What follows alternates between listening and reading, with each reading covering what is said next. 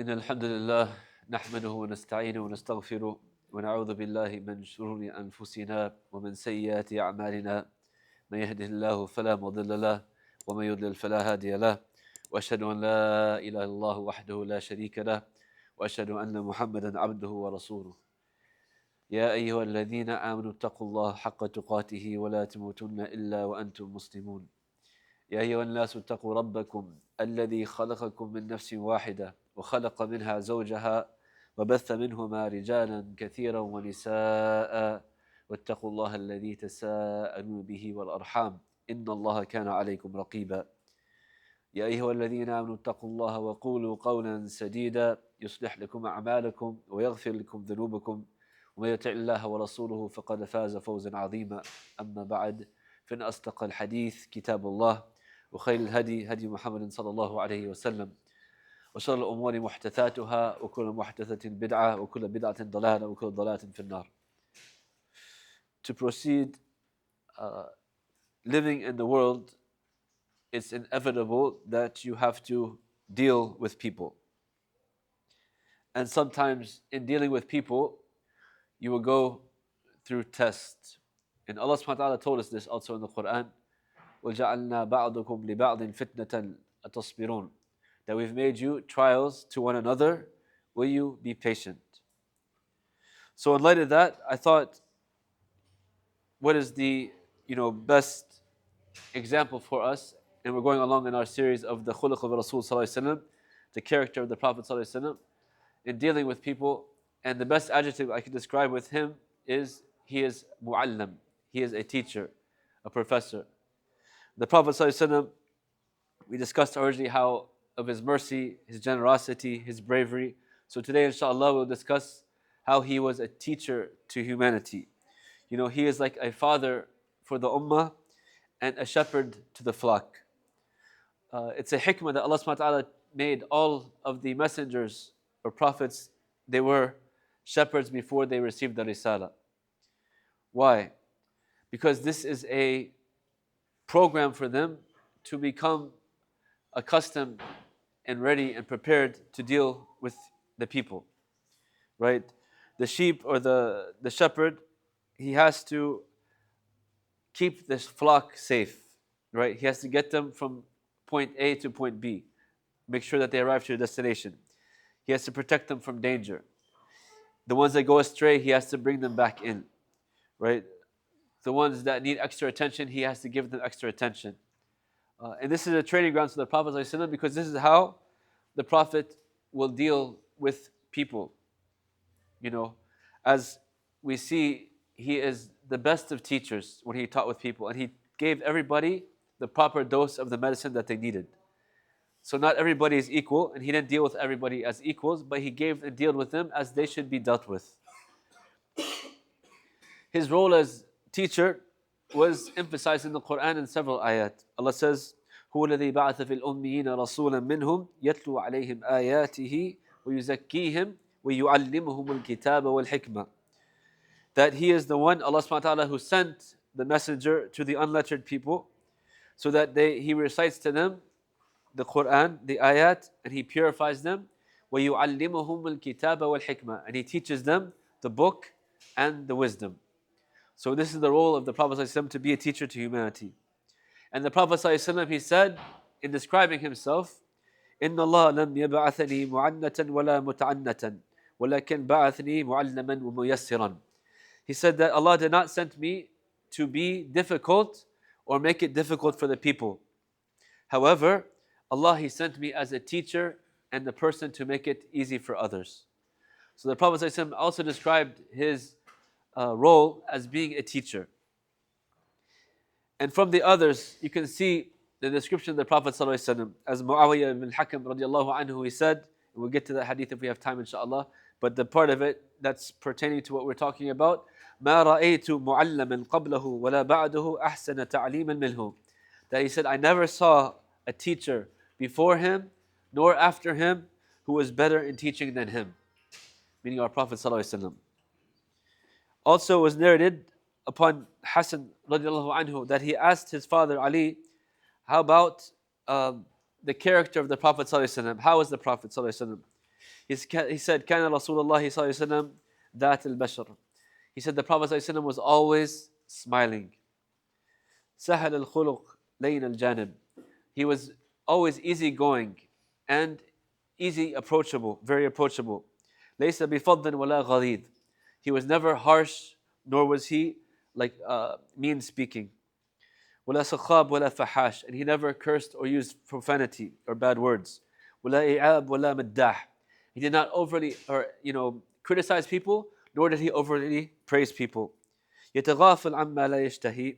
And he would just be like, easy or not chasing after those things that he doesn't like. Meaning that he didn't really put pressure on people or he was very like easygoing basically. وَلَا يُؤْسْ مِنْهُ راجيا. And nobody ever felt like they could not reach the Prophet ﷺ. The Prophet was always approachable. Right? From the little child to the old lady to the leaders, he would always keep himself open. When they came to them, he would give them their full attention. When he entered in the room, he would always give salams first, even though he is the messenger, ﷺ. And not like other leaders today, they expect people to stand up for them. The Prophet ﷺ, actually, he said the opposite. He said, don't stand up for me. Don't stand up for the leaders, right? And he is the Rasulullah ﷺ, the greatest of people. But look at his humbleness and how he loves and teaches the people. And when he spoke to others, they would have his ear. When someone tried to whisper to the Prophet ﷺ, he wouldn't let him come. He would actually put his ear closer to them to make it easy for them. When somebody took the hand of the Prophet ﷺ, he would let them take their hand and walk with them. He is the most busy of the ummah in teaching and heading and leading and judging and building. Yet anybody that came to him, he would give them his proper attention. And he said that he would never, if a person was speaking, he would sit there and let them speak until they had finished completely. Even his worst enemies, when we find in the seerah, they were talking, the Prophet ﷺ would sit and listen, when he was offered. And then when they finished, he would say, have you finished what you were saying? He never cut them off. And he would be patient with the ones who are strangers. Like when somebody is new to Islam or somebody is coming from out of town, the Prophet ﷺ would be very patient with them. He wouldn't be harsh with them.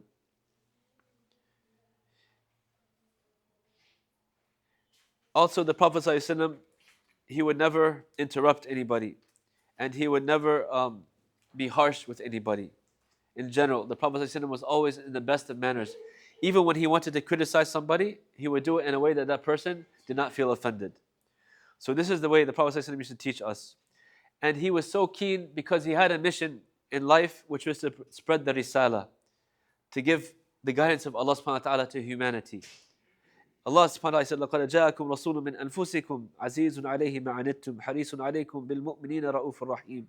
That Allah subhanahu wa ta'ala says the messenger has come from you, and it's like a very hard thing for him, very great thing that came upon him. And he is so keen for you, for the believers, and he is so gentle and so merciful. Right? حَرِيصٌ عَلَيْكُمْ. He is keen for your success, he's keen for your guidance, he's keen for you to go to Jannah. In Surah Al-Kahf, فَلَعَلَّكَ بَاخِعٌ نَفْسَكَ عَلَىٰ آثَارِهِمْ إِن لَّمْ يُؤْمِنُوا بِهَٰذَا الْحَدِيثِ أَسَفًا. He would hurt him, the Prophet ﷺ, to the point that Allah had to tell him to it's okay, the guidance is with Allah.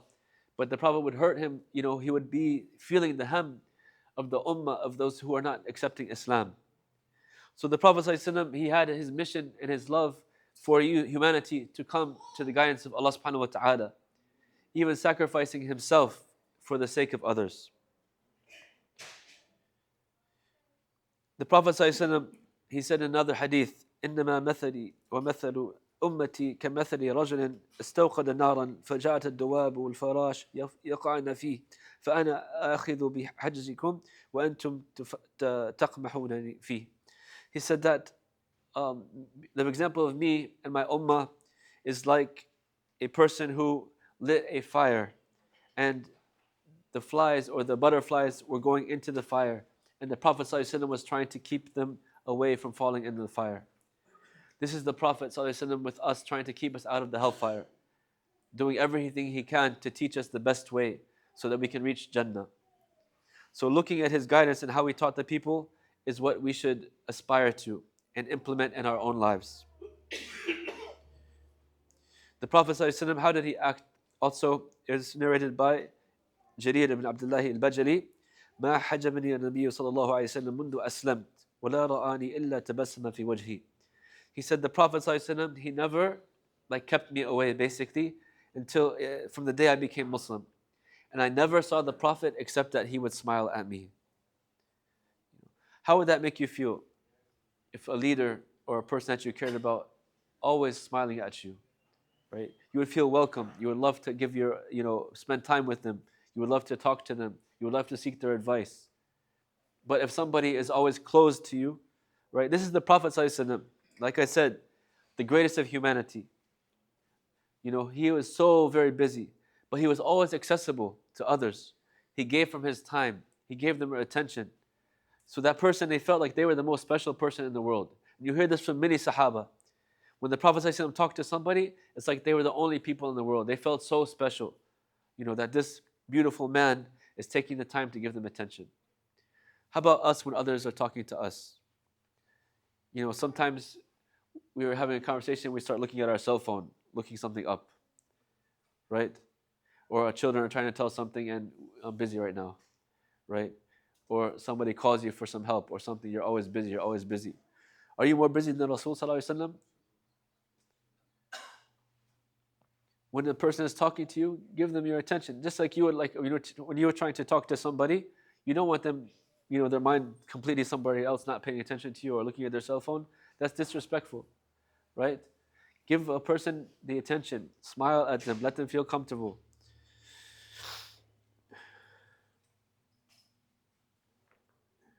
Another hadith that shows the patience and the love the Prophet ﷺ instilled in the ummah of giving advice.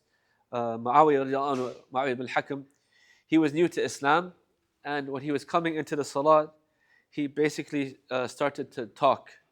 And the Sahaba were very upset, obviously, because it's a prayer, you're not supposed to be talking. So they were like giving him like the eyes, basically, like, be quiet, close your mouth, stop talking. And he was like, why are you looking at me like that? And then they started like, clapping or making sounds to show them to like, stop talking in the salat. And he got kind of upset, but he got the point and he said he became quiet.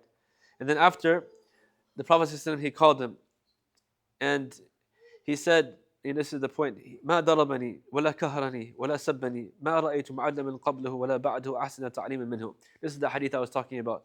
So the Prophet ﷺ called him, explained to him, in the salat, it's not meant for talking, right? But it's meant to pray to Allah subhanahu wa ta'ala.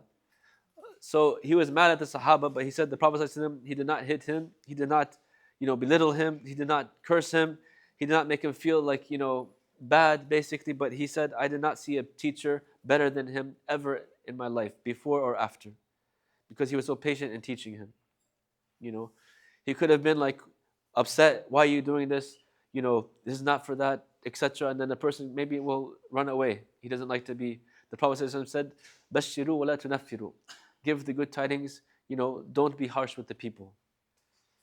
Another narration, a young man, and this is showing the hikmah of the Prophet ﷺ, how he dealt with each people according to their understanding. He came to the Prophet ﷺ and he said, "O Prophet, give me permission to commit zina." And the Prophet ﷺ, he said, this is the beauty and the hikmah of the Prophet. He didn't say, ittaqillah, fear Allah, you want to go to hellfire or something like that. He said, would you be pleased if somebody did this with your mother? He said, no. He said, would you be pleased if somebody did this to your sister? He said, no, of course not. I would fight them. He said, your daughter, etc. He kept going.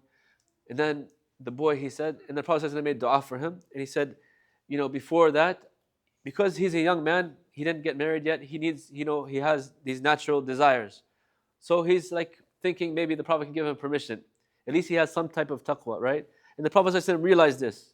So he answered him in a way that would make him understand better. But the narrator, the young boy, he said that before I had like a high intention of committing fornication. His desires were too strong at that time. But afterwards it became the most detestable thing to me.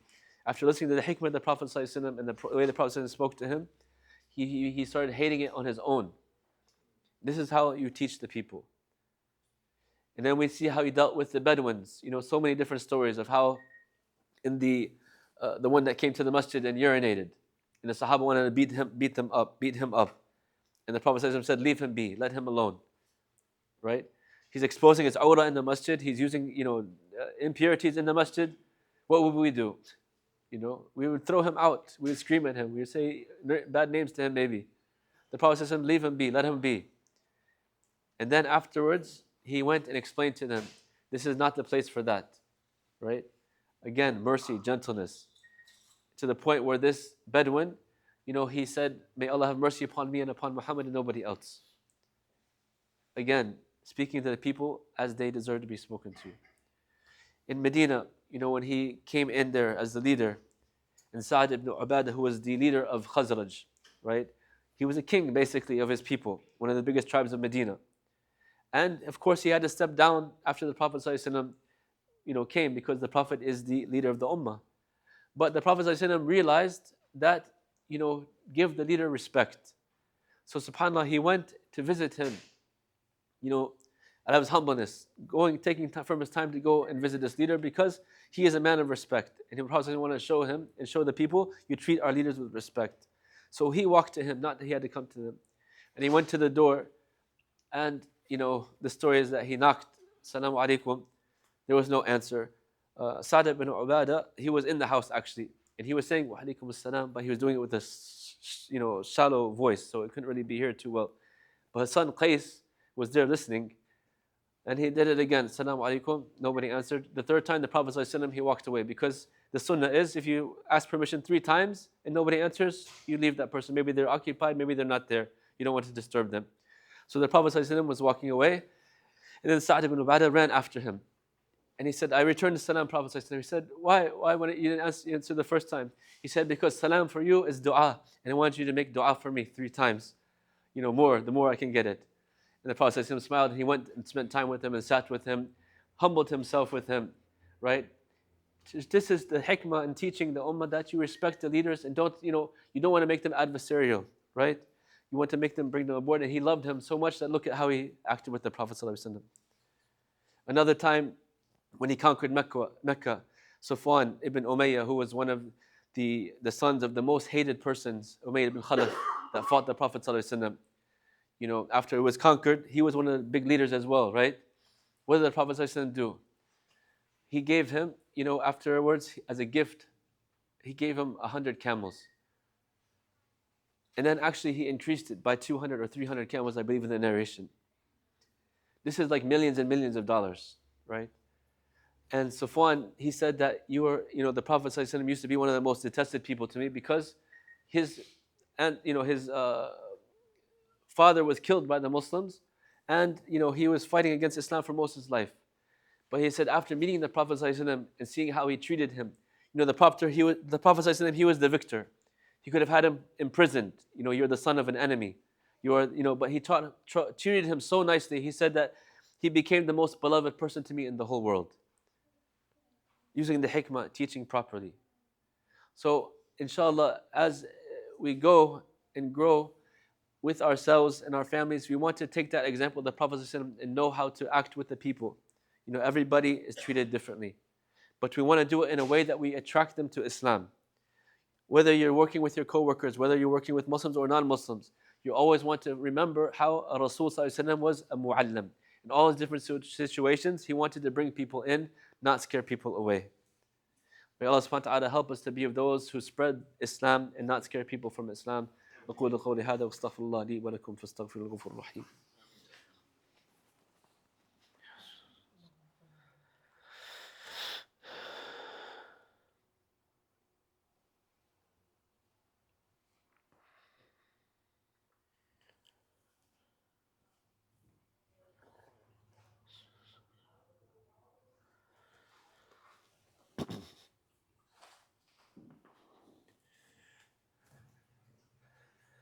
Bismillah, alhamdulillah, wa salatu wa salam ala Rasulullah.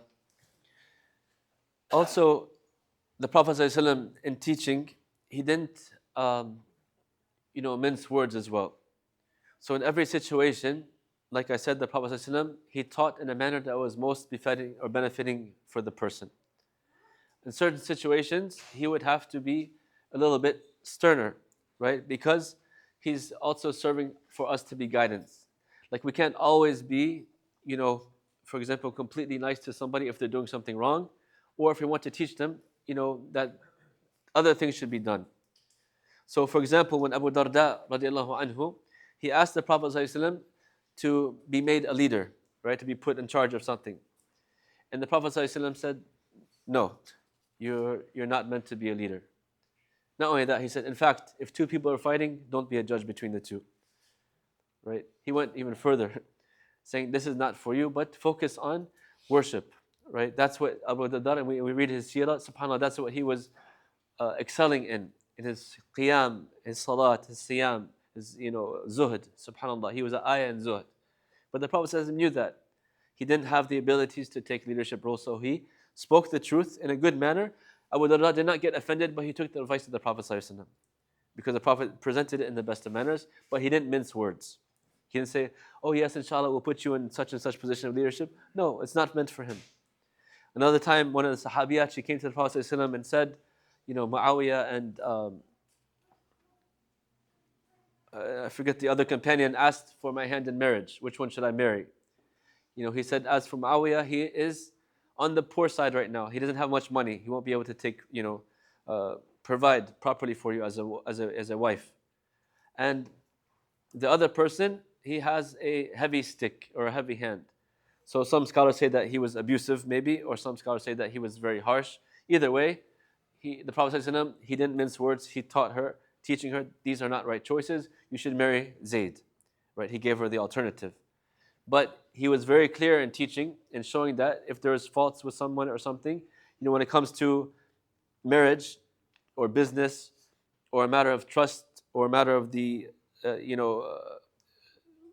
organizations we have, right? It's not time to be like given the benefit of the doubt or be nice and forgiving, etc. There's a time for that, and there's a time for being straight and forward. Marriage, it could ruin the person's life. If you know something bad about the person they're asking you about, and you don't tell them, you can ruin the other person's life, right? It's an amana. In general, we don't backbite, of course. We don't try to talk about others, but in certain situations, it's obligatory upon us to make things clear, right? So the Prophet ﷺ is teaching that as well. In the ummah, sometimes when you're a teacher, you have to, not mince words and make things clear for the people. But in general, like I said, the Prophet ﷺ, he was a mercy and a love for humanity. On the other sense, for example, with the children, how he would be so gentle with them and take time with them. There's so many different ahadith that the narrator, who was a young person at the time, he used to say, Kuntu radifa Rasulillahi sallallahu alaihi wasallam. Like I was a riding partner with the Prophet sallallahu alaihi wasallam. The Prophet would take me upon the mule or upon the camel or whatever and ride and teach them as they were riding, young children. The Prophet sallallahu alaihi wasallam, many narrations, he would never ride alone. Can you imagine the leader of a ummah or a president or whatever? They have so much security. They have their own limousine. They have everything. The Prophet ﷺ would refuse that. He would refuse having somebody walk his animal. He would refuse anybody to be walking while he was riding. Either he would get down and walk, or you come up and ride with him, teaching us his humbleness. But so many of these, imagine you're a young person, and the leader of the ummah picks you up or has you picking up and put in and riding with him close to you. How would you feel? You'll never forget what he's teaching you. And inshallah, one day we'll go through some of the hadith from that. Like Ibn Abbas and Ibn Umar and others, they were taught when they were young children because of how the Prophet ﷺ treated with them. When he was in salat and Hassan came and crawled upon him, Hassan and Hussein were playing. He stayed in sujood longer so they can play longer. One time a man, he came, as a stranger. Like I said, the Prophet ﷺ dealt with everybody the way they should be dealt with. He came to seek advice of the Prophet ﷺ, and the Prophet was giving a khutbah. The Prophet, he got down from his khutbah to go and speak to this person and comfort him and give him advice, and then come back and finish with the people. This is the example that we should try to follow. Learning how to deal with the people in ways that they need to be dealt with.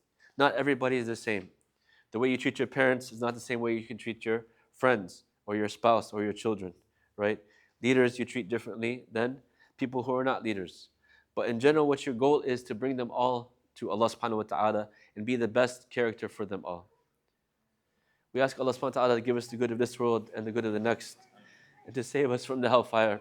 ربنا آتنا في الدنيا حسنة وفي الآخرة حسنة وقنا عذاب النار ربنا لا تزغ قلوبنا بعد إذ هديتنا وهب لنا من لدنك رحمة إنك أنت الوهاب. We ask Allah subhanahu wa ta'ala to help our brothers and sisters in Palestine, in Sudan, in Yemen, in all over the world who are suffering, to ease their suffering and to give them help and victory and to raise the Ummah of Muhammad sallallahu alayhi wa sallam. إن الله وملائكته يصلون على النبي يا أيها الذين آمنوا صلوا عليه وسلموا تسليما إن الله يأمر بالعدل والإحسان وإيتاء ذي القربى وينهى عن الفحشاء والمنكر والبغي يعظكم لعلكم تذكرون فاذكروا الله يذكركم واشكروه ولا تكفروا أقيموا إلى الصلاة يرحمني ويرحمكم الله.